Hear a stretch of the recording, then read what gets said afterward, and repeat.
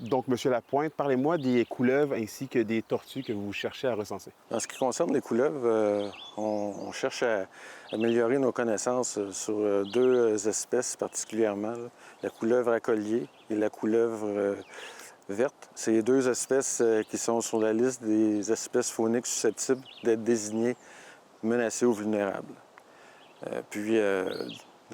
Certains vont être, disons, surpris de savoir que la couleuvre à collier, c'est une couleuvre qui a des glandes à venin, mais elle n'est pas, disons, dangereuse pour l'homme parce que les canaux qui permettent à la couleuvre là, d'injecter son venin se trouvent trop profond dans la gueule. Puis c'est une petite couleuvre, donc peu de danger.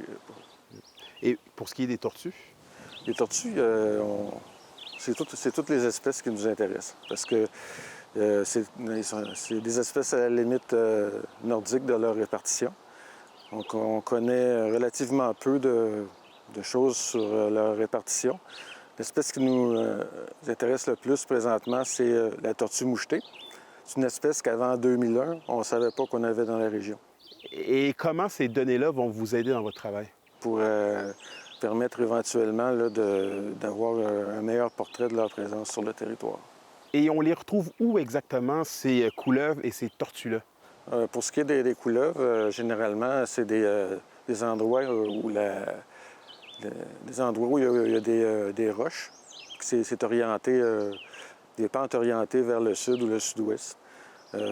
Aussi, idéalement, il doit y avoir de la végétation, de la végétation feuillue, ou même, dans le cas de la couleuvre à collier, des forêts là, de pins gris avec une densité là, faible de peuplement. Bon, une fois que ça c'est dit, c'est quoi la marche à suivre adéquate là, pour que les citoyens puissent vous aider? On recommande de nous fournir une date, une localisation. Avec les téléphones mobiles, on peut maintenant là, avoir ça assez facilement. Prendre une photo, au moins une photo de l'animal. Si la personne n'a pas de GPS ou de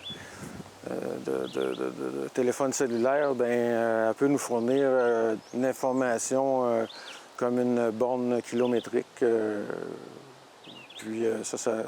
ou bien une carte avec un point dessus.